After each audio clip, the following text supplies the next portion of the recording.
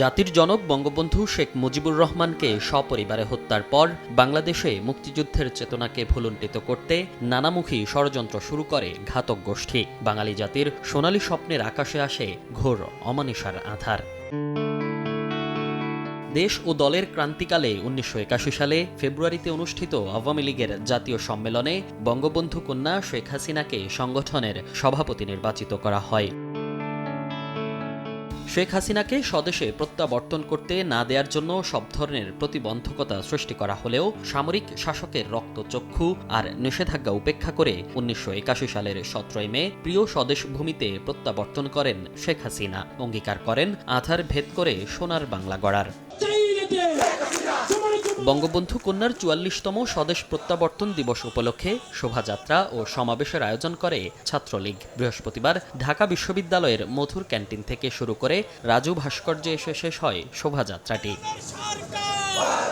এ সময় ছাত্রলীগ নেতারা বলেন, শেখ হাসিনার দৃঢ় নেতৃত্বের কারণেই পশ্চিমা শক্তি বাংলাদেশের সঙ্গে আস্থার সম্পর্ক গড়তে এগিয়ে এসেছে।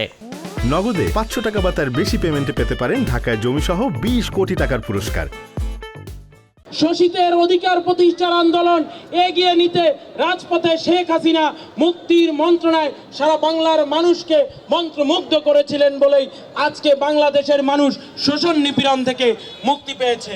আজকে যারা বাংলাদেশের গণতন্ত্রকে বলছে বাংলাদেশের গণতন্ত্র ত্রুটিপূর্ণ, গতকালকে তারা আবার বলছে আস্থার পুনর্নির্মাণ।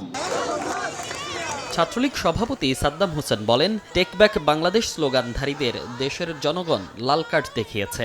যারা এই মৌসুমী জলবায়ুর বাংলাদেশে যারা বলেছিল বাংলাদেশে লু হাওয়া প্রবাহিত হবে, তারা দেখেছে পরিবর্তনের হাওয়া বঙ্গবন্ধু কন্যার দেশরত্ন শেখ হাসিনার নেতৃত্বে বাংলাদেশে টেকসই থাকবে, টেকসই রবে।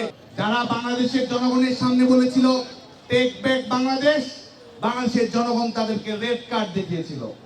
দেশকে নিয়ে ষড়যন্ত্র চলমান উল্লেখ করে যারা পেছনের দরজা দিয়ে ক্ষমতায় আসার স্বপ্ন দেখছে, তাদের থেকে দেশকে বাঁচাতে শেখ হাসিনা কাজ করছেন বলেও মন্তব্য করেন ছাত্রলীগ নেতারা। তোমাকে অভিবাদন বাংলাদেশ, তুমি ফিরে এসেছো তোমার মানচিত্রের ভেতর, যার উপর বয়ে চলেছে ১৩০০ নদীর ধারা। মনির হোসাইন, সময় সংবাদ, ঢাকা।